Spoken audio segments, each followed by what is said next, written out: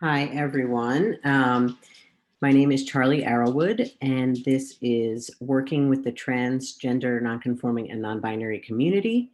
I will start off by saying that there is a short delay. There's about a 30-second delay because we're broadcasting live on YouTube. So if you have questions that you would like to submit, which you can submit in the Swap Card app or on the Swap Card website, I'm not going to see them immediately synced up with what I'm presenting. So just give me a moment. I think the way that makes the most sense to do this is if we answer the questions at the end. There's a lot of information in here, so hopefully I do get to whatever your questions were, and then we can go back and answer questions at the end. All right, so this presentation is a bit of a 101, some vocabulary, best practices, that kind of thing for folks who maybe have a trans or non-binary family member and need a little bit of 101, or for service providers who are working with the trans community. All right, as I mentioned, my name is Charlie Arrowwood. I'm the Community Mobilization Coordinator at Pride for Youth, and I'm also an attorney in private practice. I do transition-related legal services, name changes, gender marker changes, health insurance work, and employment discrimination, basically transition-related legal needs. I'm also the vice chair of the LGBTQ committee of the Nassau County Bar Association and a member of the Northwell Center for Trans Care Community Advisory Board. Pride for Youth, some of you may be familiar, some of you not, is a project of the Long Island Crisis Center. It's a service and advocate for LGBTQ youth. We began as the first suburban drop-in center in 1993 in the country, and we serve over 2,000 young people every year. Our community education and cultural relevancy training, which is like professional trainings, reaches about 9,000 people every year. So to begin with, I just want to go over the difference between sexual orientation and gender identity. Sexual orientation is about who you are attracted to or not attracted to. That generally develops between the ages of about 5 to 7 and manifests as kind of crushes. And then gender identity is a separate thing. That's about who you feel like inside, how you perceive yourself and your gender, and how you want other people to perceive you. And that generally manifests around the age of 3. Some people don't have the vocabulary to kind of put a label on either of these things at that young age. But as you get older, you realize, oh yeah, that was what I was feeling at that age. And so you learn about yourself as you get older, and you're able to kind of pinpoint things. Cool thing is that LGBTQ youth are coming out about their gender and their sexual orientation earlier than ever before. And LGBTQ people generally are coming out more because they're finding that they have the support, even if their immediate family is not as supportive, maybe there are other resources around for them. So some terminology. You might hear me using any or all of these words throughout the presentation, or out in the world you may hear them. So I just want to give you some basic definitions. Cisgender, or cis is the abbreviation, is the Latin prefix for same. So when someone says cisgender, they mean not transgender. Trans, the prefix means across. And so the word cisgender developed so that folks were not using normal versus transgender. They're just using cis because it's just another adjective. It's describing a person who is not trans. And cisgender just means that your sex aligns with what you were assigned at birth. So you were born, the doctor said, this is a boy, this is a girl. You agree with that as you get older and gain your sense of self. A transgender is someone whose gender identity does not align with their sex assigned at birth. So the doctor said, it's a boy, it's a girl, and you get older and you say, this isn't really a good fit. Whether it's, socially you're uncomfortable about people perceiving you in a certain way, or physically you don't feel like your body matches what it should be.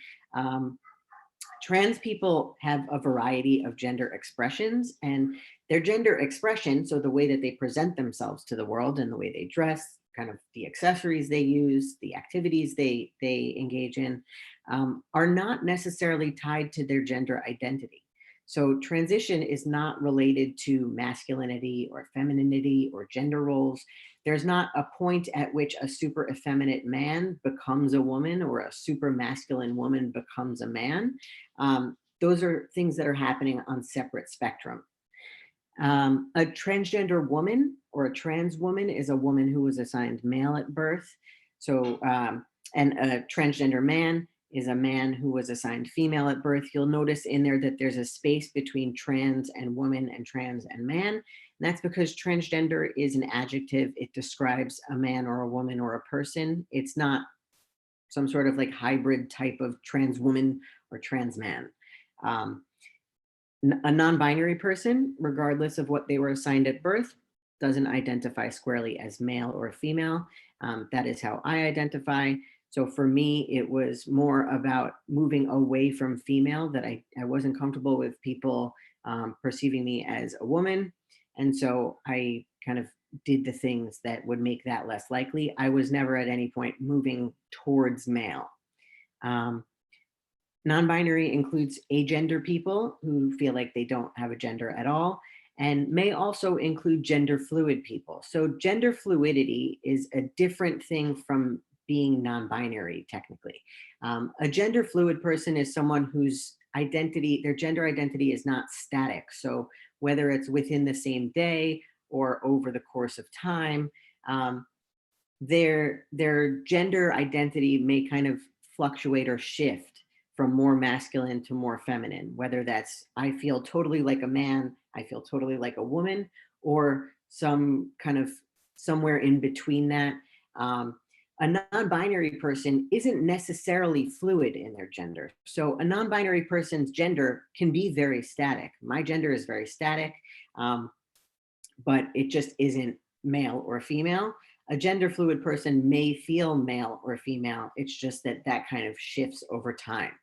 And I also want to say that transgender people, whether they're binary, male or female, or non-binary or gender fluid, their gender expression is a different thing from their gender identity. So someone can be very gender conforming and have a kind of masculine presentation, whatever that means, or a feminine presentation, but that doesn't necessarily say much about their actual gender identity. So my gender presentation is fairly masculine, fairly gender conforming, but that's not my gender identity. And if you hear people talking about X gender markers, they may be referring to what some non-binary people want on their identity documents. So we all have M or F on our driver's licenses, birth certificates, passports, that kind of stuff. And some non-binary people prefer an X rather than an M or an F. That is available in some places on birth certificates, driver's licenses. It is not available in all places. And some people who are not trans want that just for privacy reasons. Maybe they don't want people making assumptions about their body. Maybe they don't want people making assumptions about their experiences. And so kind of leaving that as an X rather than an M or an F protects that privacy.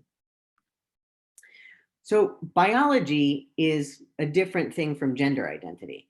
And sex, like biological sex, is determined by a lot of different factors, including gender identity, but it's things like chromosomes, hormones, primary and secondary sex characteristics, reproductive organs, and brain mapping and structures. And gender identity is a part of that. Also, intersex conditions are something different than gender identity as well. Intersex refers to people who were born with any range of sex characteristics that may not fit a doctor's notions of binary male or female bodies. So that can be someone with a chromosomal anomaly or maybe ambiguous genitalia. These are different than a gender identity. Some intersex people do identify as trans or non-binary, not all. So some feel like a woman, feel like a man.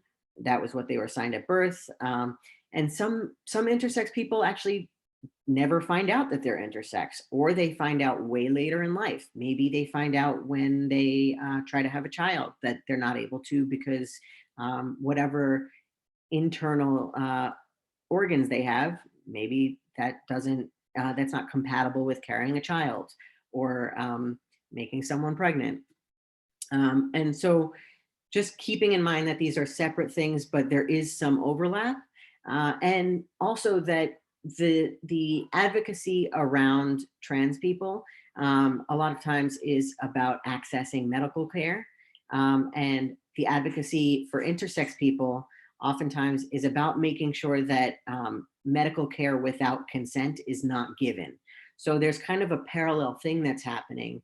And the communities are getting better about working together to make sure that their interests are not kind of interfering with each other.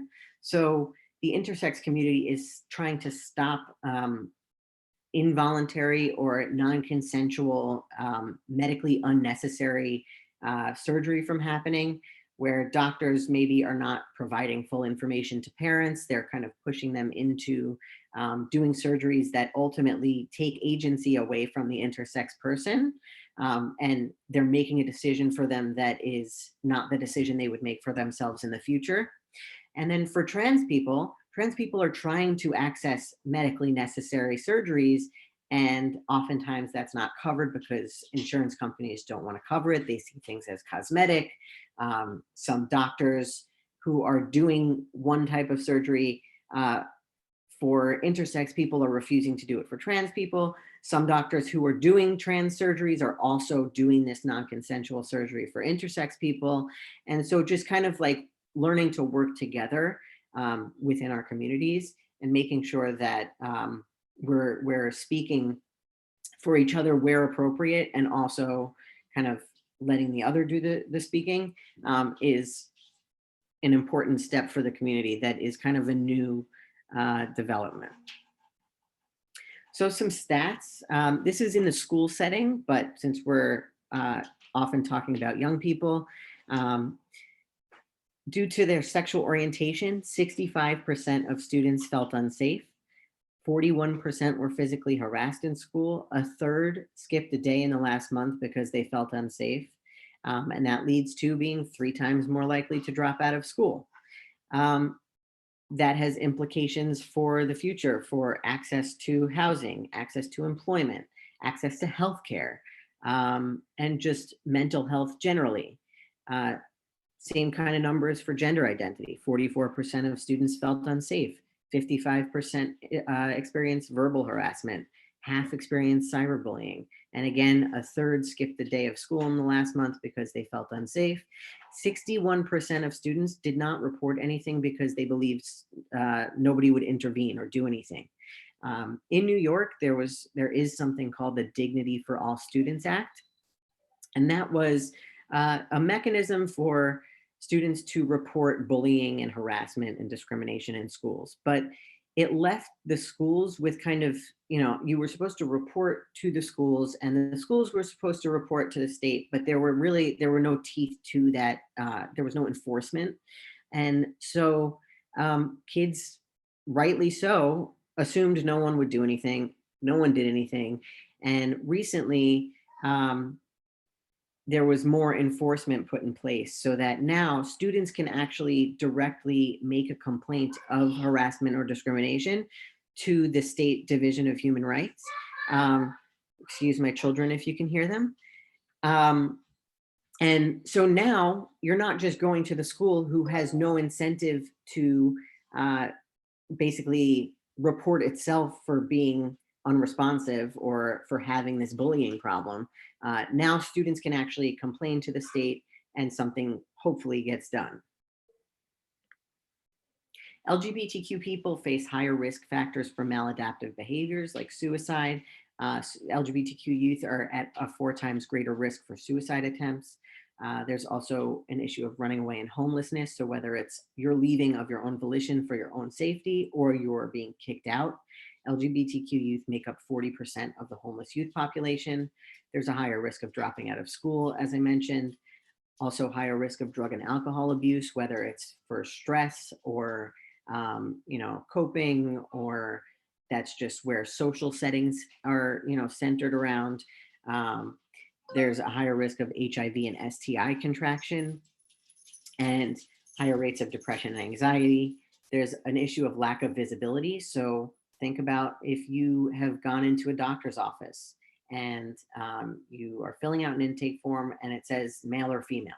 How many of you have looked at that form and said, oh man, I have no idea what I'm supposed to fill out here? What kind of information are they actually looking for? What do they want to do with, this information? Do they need it for just demographics? Is it to determine what my risk behaviors are? Is it to determine my body parts? Is it to determine my experience, my history? And so for a trans person who walks into a doctor's office or anywhere that you're filling out these forms, when you're filling out the census, we just recently did a census, and when you had to fill all that out, you had to pick male or female, you had to pick all these things like, is my child my biological child or adopted child? Well, for someone who has a more complex family structure, like an LGBTQ person potentially, a lot of people were just making up what their answers were. And that means that people are not getting accurate information, the information that they're seeking, when they have kind of questions that are not robust or don't ask the right questions.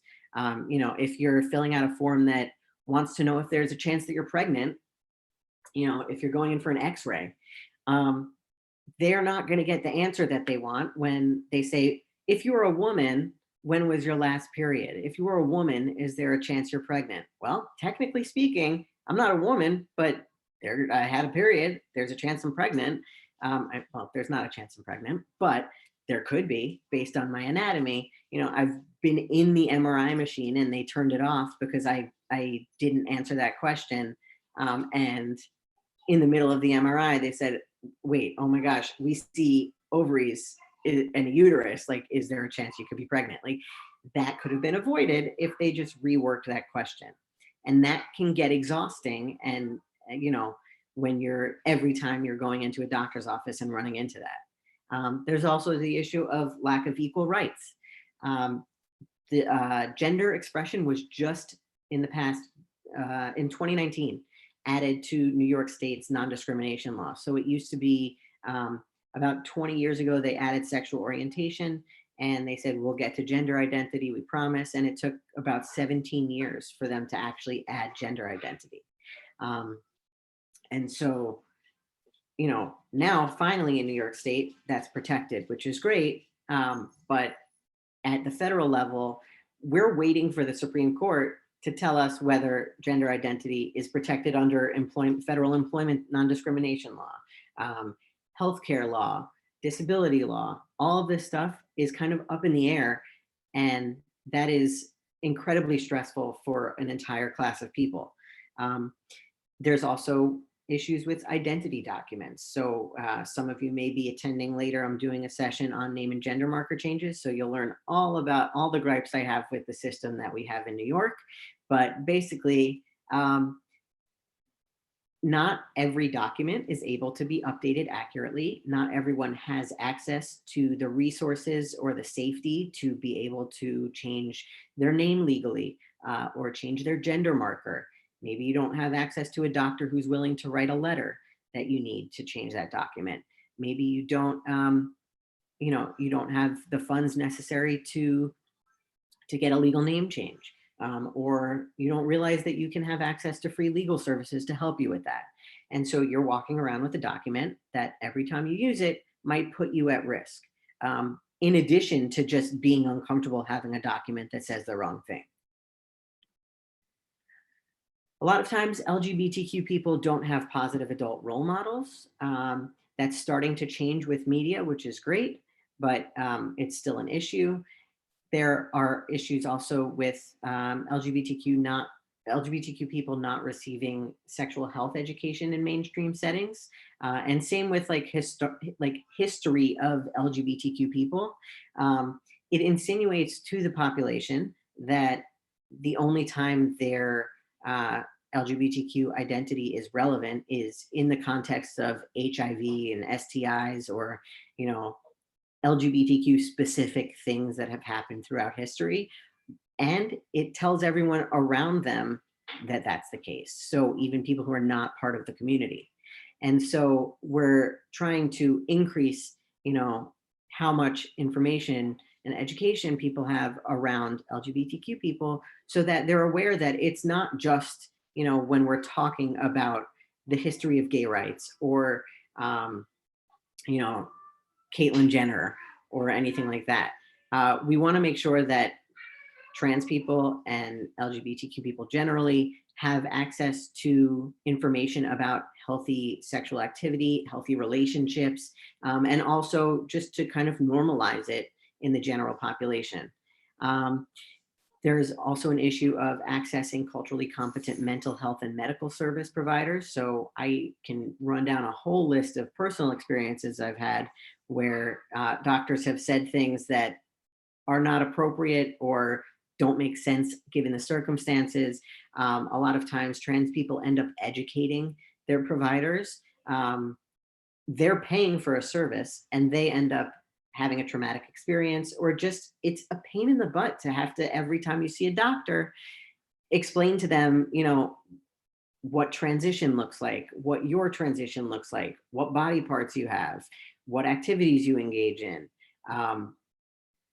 You end up a lot of times being like, that's not how this works at all, because assumptions are made by someone who really should have a handle on, if they're going to treat trans patients, they should know how to at least ask things respectfully. And really, you end up in a situation where people ask questions out of curiosity and not out of, necessity. So that means that trans people end up not going to the doctor or not seeking out mental health services because whether, it's not safe for them, or they just don't feel like dealing with the complications of having these conversations. There's a lack of opportunities for socialization and safe meeting places.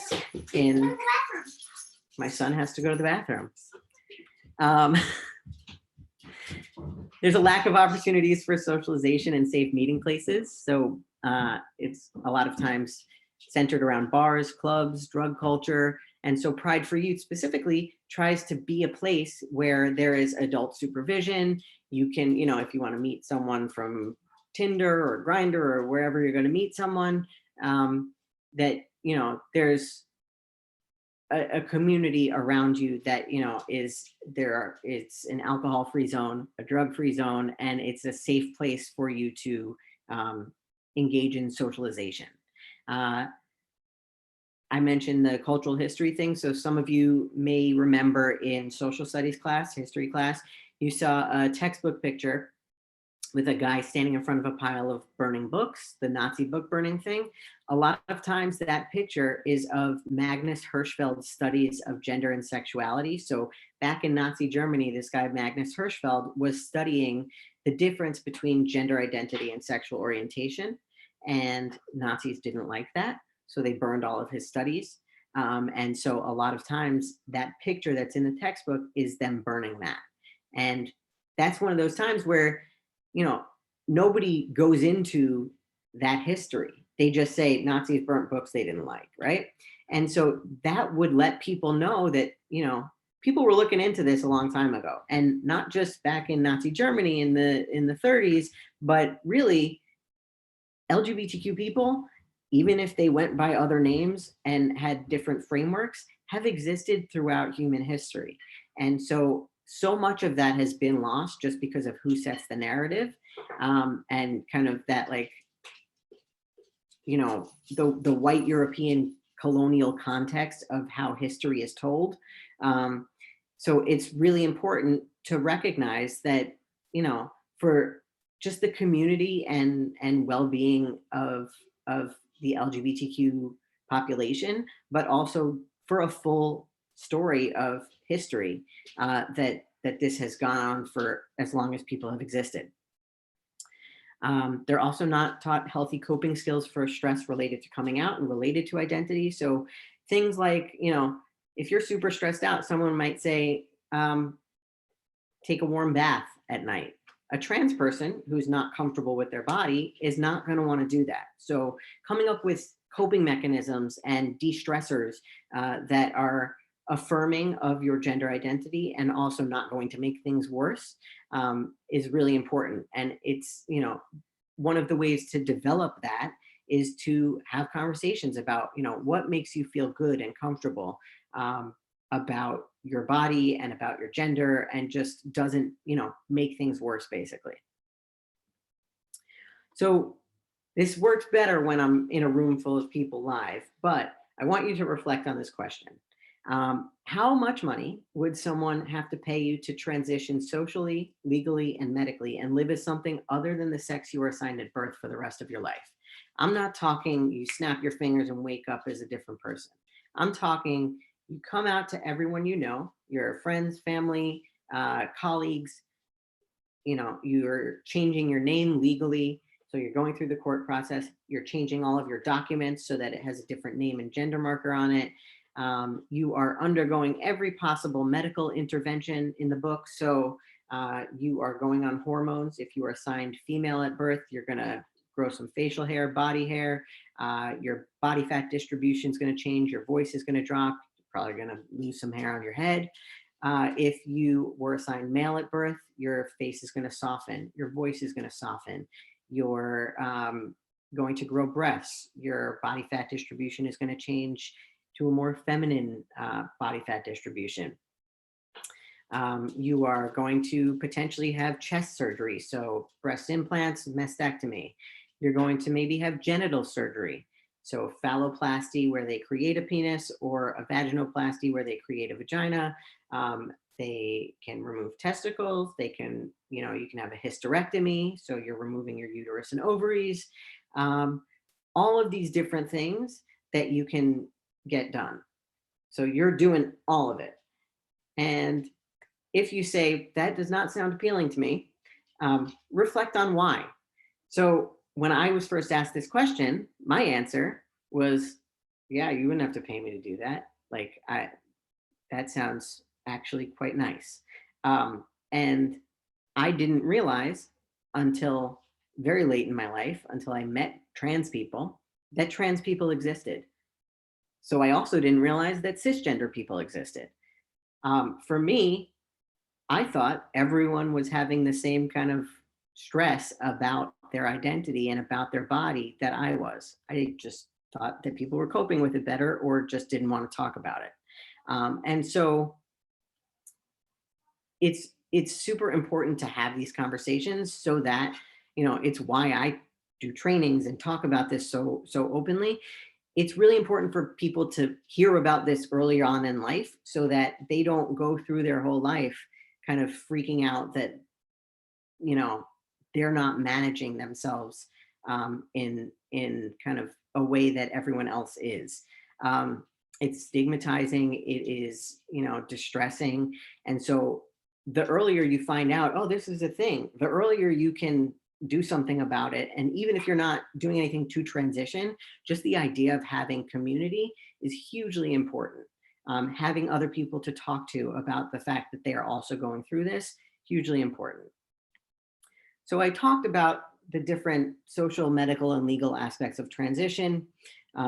Social, like changing the clothing you wear, changing your name and pronouns, changing your activities. Medical, talked about hormones and surgery. Legal, the name and gender marker change thing really touches on every aspect of your life. So I talked about identity documents before. Think about if you're going in for a new job and you have to fill out an I-9 with a passport that that says the wrong thing, and you've interviewed using a certain name, and basically told someone, this is my name, this is my honorific, these are the pronouns I use, or they made an assumption about the pronouns you use, is more likely. And then you go to fill out your I-9 and they see that your legal name and your gender marker don't match what they just have been, told is the case. So what happens if they say, oh, we're actually going to go with someone else? You have a good discrimination claim, but you also don't have a job. And, the stress of kind of at what point do I have this conversation with an employer? Do I tell them before, what name do I put on my resume? Do I tell them before my interview? Do I tell them before I accept the position? Do I tell them before I start the position? Um, there are issues of safety. So I've heard stories of, there was a woman out in Suffolk, a trans woman who got pulled over, had an M on her driver's license. The cop made her get out of the car, take off her wig. He called backup and they all harassed her for a while before they finally let her go, with nothing. There was a woman in New York City who was arrested, a trans woman who they did not know where to place. So they handcuffed her to the radiator because they didn't know if they should house her in the men's facility or the women's facility. Well, the rule is that you're supposed to house people where they are most comfortable, in accordance with their gender identity, but also in accordance with their safety. So for a trans man who was assigned female at birth, they may not feel super comfortable being housed in a men's facility. And so just kind of having all your documents in order can simplify and streamline the process of, using those documents, even something as simple as going out to a club, buying a beer. Every time you use that document, you want to be able to be confident that the person is seeing what they actually, what you want to put out there. Not to mention, it complicates things when documents don't exist, so or don't match. Sorry, and so things like registering your kid for school. The state of New York right now does not let parents, trans parents, change their name and parental designation on their kids' birth certificate. So when I registered my son for school, I had to bring his birth certificate and my name change order and my old and new birth certificate to explain to the registrar that I am the parent who is able to register them, even though their birth certificate doesn't say what is standing in front of them. And so something like that, if the state of New York would just let me update his birth certificate, I could have avoided all that, wouldn't have had to come out to the school. And things like that kind of happen every time you use an ID.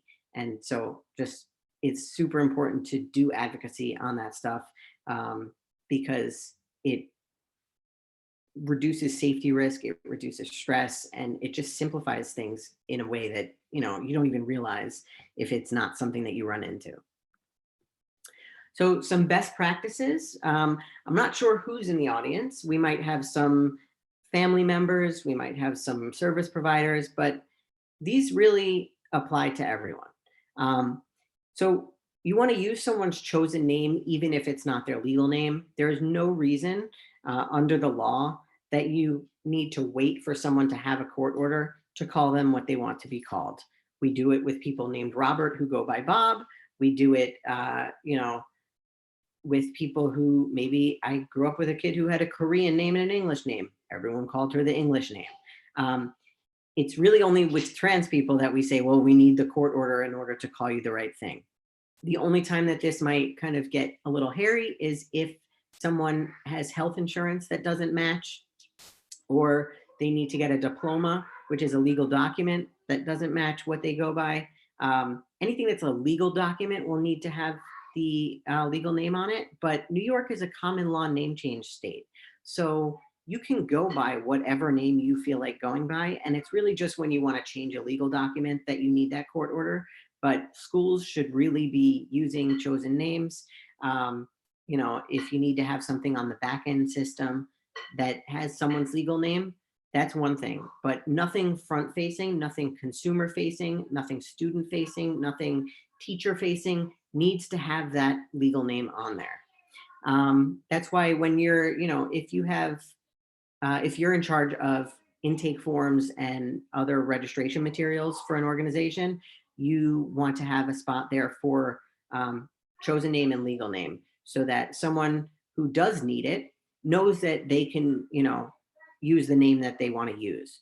You want to use the correct pronoun for people. So what pronoun do you use, or what is your pronoun, is a totally acceptable question. Um, if you may run into people who use a neutral pronoun like singular they. I use singular they. You use that in the same way when it is gender related as when it's not gender related. So I once had a doctor who was trying to make an appointment with the scheduler for me and said, "Can you schedule a they for an appointment?" And I said, "You're making it more complicated than it has to be." You would say, the doctor left their phone on the table. Can you schedule an appointment for them? Have you ordered their pizza yet? Um, Basically, pretend you don't know what genitals someone has, because as adults, we kind of connect those things, honorifics and pronouns and all these assumptions that come with gender. Young people don't connect those things. My son he's 6 now, and he once came home from my brother's house, and it blew his mind that our uncle has a penis also. Like, wow, he didn't realize, we make assumptions as adults that that boys have, as like in kindergarten cop, boys have penises and girls have vaginas. That's not an assumption that a small child makes. And so trying to remove those assumptions from your calculus can make it a lot easier to use neutral language for people. If you make a mistake about someone's pronouns or name or something, just correct it and move on. Happens to me all the time, even though I use singular they. I sit on I sometimes do trainings with a friend of mine who also uses they, and we screw it up with each other all the time while we're speaking on panels. And so we kind of use it as a teaching tool to show that this is how you fix it. And so we'll say, he, sorry, they, we're saying. So just apologize and move on. Don't make a thing of it. You don't even need to make it like a whole, I'm sorry, I will do better next time, this and that. Just he, sorry, they, or she, sorry, he, and then go on with your sentence. If someone is using some terminology or a label or something that you're not familiar with, or even if you think you're familiar with it, they may have a different meaning for that. So just asking, what does that mean for you? Using mirroring language so that you are just using exactly what they are using can avoid awkwardness and complication. Bathrooms, you want to direct people to the bathroom that accords with their gender identity. My rule is actually to just give people all of the options that exist so that you're not making any assumptions. So you may have a non-binary person and there's no gender neutral bathroom. Don't assume that they want to use one or the other. Just say the men's room is this way, the women's room is this way, or the men's, the code for the men's bathroom is this, the code for the women's bathroom is this. But if you're in charge of the bathroom situation, gender neutral bathrooms will avoid a lot of drama. Intake and administrative forms we've talked about before. Assume trans people exist and prepare accordingly. You don't want to be in an ad hoc, reactionary situation where someone is actively filling out the form in front of you and says, how do I fill this out? You want to know that, people are going to have these specific questions. It's going to happen. So don't, give people an option for something other than male or female. Give people a spot to write the name that they would like you to call them. Give people a spot for pronouns. Don't word your language like, if you are a woman, XYZ. No. Is there a chance you're pregnant? When was your last period? You can write NA, not applicable. You can write no if you don't have the equipment to be pregnant, or if there is just not a chance you're pregnant. Don't make assumptions based on the people who are going to be filling out your forms, because everyone is different. Security, if you have security in your office, a security desk or whatever, acknowledge that some people's identity documents are not going to match, and you want to maybe, meet the person at the security desk and escort them up so that they don't have to show their ID. Or you want to give security a heads up that someone is coming through that maybe has a document that won't match what they see. Don't give them a hard time, just let them through. We're expecting them. Be aware of circumstantial and environmental hurdles. So for some of you may be kind of social services folks. So this is the case for everyone, everywhere. People come with stuff. And for trans people, that can mean, you know, someone is not comfortable leaving the house today. They are not, happy with the way their body is feeling or looking. They don't have time to do their makeup. They don't have the right equipment to maybe bind their chest or pack, or bind their genitals. And so that can really, you know, destroy your day, if you are not comfortable leaving the house for an appointment. So if a person misses an appointment, if they're late for an appointment, just like look into it and make sure that they're doing all right. But you know, be persistent, but also acknowledge sometimes people need some space. Just be aware that it's a thing. Trans people, especially, there's a risk of arrest, uh, insecure housing, unemployment. So just connecting them to resources that they might need if any of those things arise. Some do's and don'ts. Um, Young people don't really use the term homosexual anymore. It's a self-identifying term, so sometimes people will use it, but really we go with LGBTQ. Some people use gay as an umbrella term, or queer. Um, Transsexual is a self-identifying term. Now we say transgender. Some older trans people prefer transsexual. Um, some tie it to medical intervention, but really, to be transgender, you don't need to have any medical intervention. You just have to feel different than what you were assigned at birth. Um, Crossdresser is not really a gender identity. It is kind of, cross-dressing is an activity that you do. It's a self-identifying term. So transgender people don't generally use cross-dresser for themselves. Some might. Everyone is going to use their own labels, but don't generally use that when you mean transgender. The next few are just grammatically incorrect. So you don't say transgenders or transgendered or trans. Do you say transgender people or transitioned? Transitioned is the term that you would use. The next are just slurs, so I'm not even going to say them. People don't use hermaphrodite anymore. The term is intersex. That's for the biological anomalies.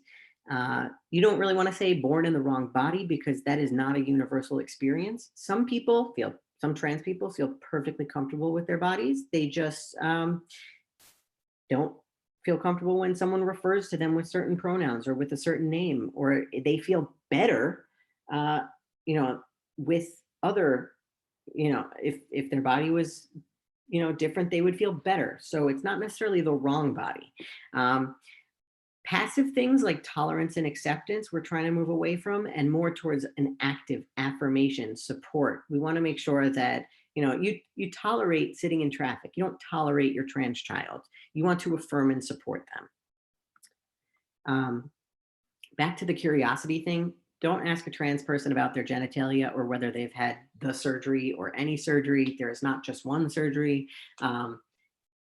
Unless it's relevant. If you're in a clinical situation and it's relevant because it might have implications for what activity they're engaging in, then you can ask it in a tactful way, but you don't want to ask it in just a curious way.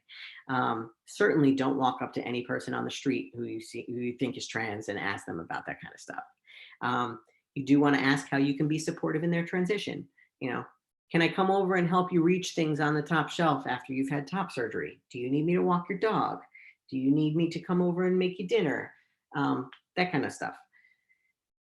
Don't ask a trans person for their real name or birth name. It's irrelevant. Ask them for their name and pronouns. Don't ask a trans person how they have sex unless it's relevant for some sort of, sexual health history. You can ask a trans person their sexual orientation if and when it's appropriate. And I just want to add, trans people, just like cisgender people, can have any sexual orientation. Your sexual orientation and your gender identity are separate things, and they are not necessarily linked together. Some trans people identified as gay before they came out, and now they identify as straight because they're still attracted to what is effectively another gender. So some trans people, their sexual orientation maybe changes a little bit as they transition because they have a different understanding of gender and, of sexual orientation. Um, some people kind of broaden their label once they realize that things are a little more gray than they understood. So just to keep in mind that those are separate things and they do change over time. And honestly, like, we all change over time. We learn more about ourselves, we learn more about the world. So it's not just LGBTQ people that, whose identities change. And it doesn't mean anything about any identity that you held before if your identity changes over time. No one is lying, no one is like faking it or, um, pretending or whatever. You just learn more about yourself and you learn new words and you learn, what you like and what you don't like and what makes you comfortable and not. And so you end up kind of adjusting your, as everyone does. You are not the same person you were when you were 15 years old. It just isn't the way it is. So people change, and totally does not invalidate any identity that someone held before if they no longer hold that identity. There was a time that I thought I was comfortable with both he and they pronouns. People started using he for a while. And I said, nope, that is wrong. I don't want to do it. And I only use they now. And so you kind of experiment as you go. And there's nothing wrong with letting a kid, feel out what kind of clothing they're comfortable in. If someone is changing a name, you're trying to figure out who you are. You're not always going to nail it the first time. So a kid might, or a person of any age might change the name they want to go by several times before they land on one that's going to stick. So these are a bunch of resources. Some are local, some are national. Pride for Youth, obviously, Long Island Crisis Center, which is the 24/7 crisis hotline that is the parent organization for Pride for Youth. There's GLSEN, which has some materials about school. The National Center for Transgender Equality has some self-help materials. They have the US Trans Survey, which, if you're curious, has a ton of data on, they do the biggest survey of trans people in the country. All different sorts of stuff, medical stuff, housing, employment, so rates of discrimination, information about access to resources. The National Gay and Lesbian Task Force runs a conference called Creating Change every year that has, it's kind of like a social justice conference focused on LGBTQ stuff. My former organization, transcendlegal.org, has some resources about health insurance. The Transgender Legal Defense and Education Fund is an impact litigation organization, but also has some name change resources and health insurance resources. The ACLU. So I have their GLAD, the media agency, a media organization, but I have the link for a legal organization called GLAD with 1A. So I have to fix that. But those are two different organizations.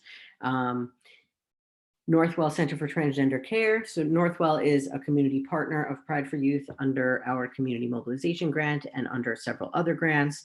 And the Center for Trans Care is located in Great Neck. They do everything kind of under one roof. So they do intake appointments, they set you up with therapists, they set you up with, they have surgeons in their network, and they are tabling today. So you can go visit them today at the expo. Camp Ga'ava is also tabling today. That's a camp for LGBTQ youth, I think above kindergarten up to age 17, located on Long Island. Genderspectrum.org has a lot of resources for family members of LGBTQ people and trans people specifically. And Fenway Health and the Williams Institute, Whitman Walker, Mazzoni, those are all health centers and research institutes across the country that have a lot of research if you are interested. That is my whole spiel, and I'm going to stop sharing my screen and make myself viewable. Let's see. And I'm trying to figure out a way. There's a way for you guys to ask questions, and hopefully folks were able to access it. Camp for LGBTQ youth, I think, above kindergarten. Okay.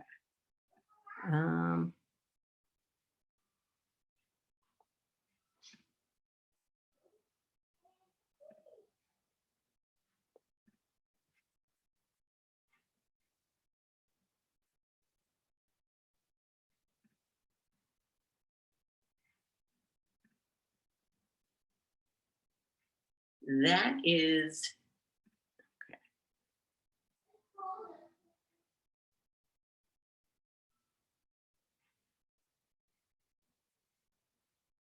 okay, so if anyone has questions, feel free to ask them in the chat box on the website. I don't see any in there now.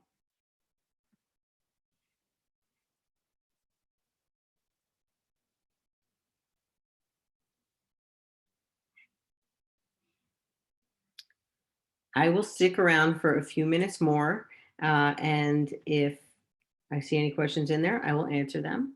Otherwise, I hope this was informative, and I look forward to seeing you at the name and gender marker workshop later. And my colleague Lauren will be doing a program on supporting TGNCNB youth shortly. So go ahead and join them at 1. Thanks.